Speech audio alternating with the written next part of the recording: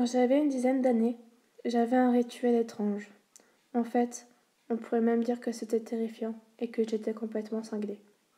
Pour tout expliquer depuis le début, j'avais des poupées en porcelaine. Certaines m'avaient été offertes et d'autres m'avaient été données par ma sœur.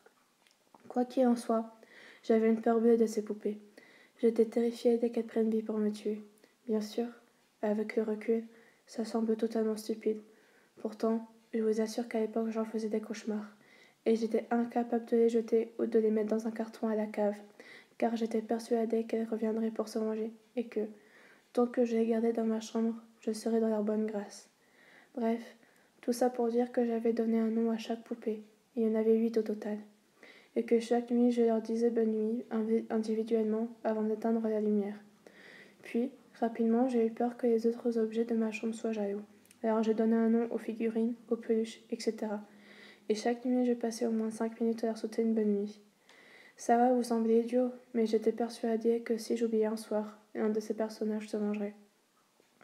Un soir, après ce rituel, qui devenait de plus en plus ennuyeux, je dois l'avouer, j'ai éteint la lumière et je me suis cachée sous ma couette pour m'endormir. Puis j'ai entendu un bruit étrange, une sorte de grattement. J'ai allumé précipitamment ma lumière et, alors que je m'attendais à ce que le bruit s'arrête, il a continué. Tendant l'oreille, j'ai réalisé que le bruit venait du dernier étage de la bibliothèque, où se trouvaient quelques-unes de mes poupées en porcelaine. Le grattement s'est arrêté brutalement.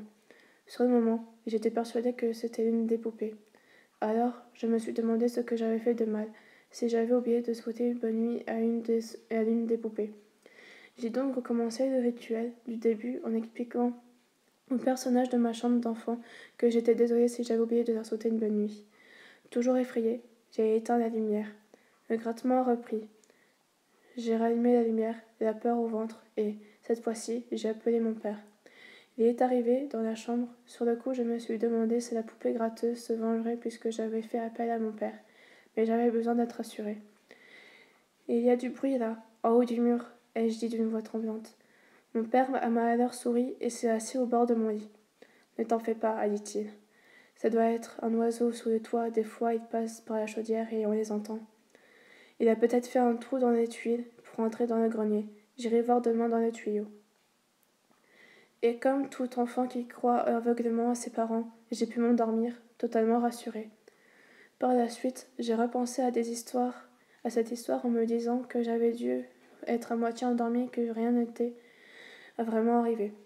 Puis il s'est passé quelque chose de vraiment étrange. Quelques années plus tard, je suis montée dans le grenier pour chercher un jeu de société auquel on jouait avec mon frère quand j'étais plus petite.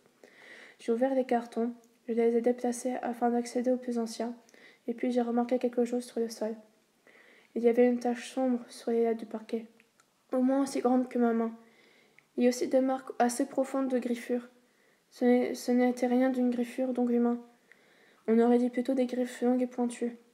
En essayant de me repérer dans un espace de la maison, j'ai réalisé que c'était l'endroit où se trouvait ma bibliothèque quelques années auparavant.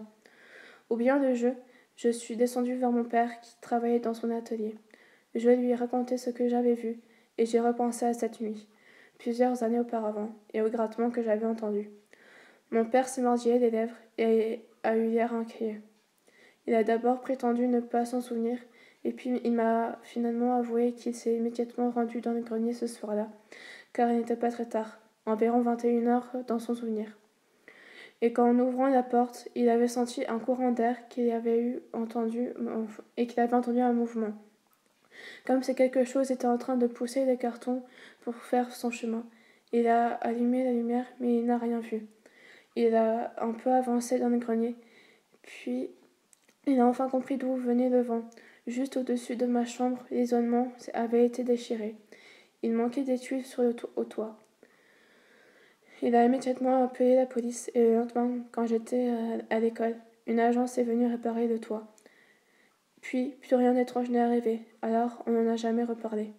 J'ai frémi d'horreur en imaginant ce qui avait gratté le parquet au-dessus de ma chambre cette nuit-là.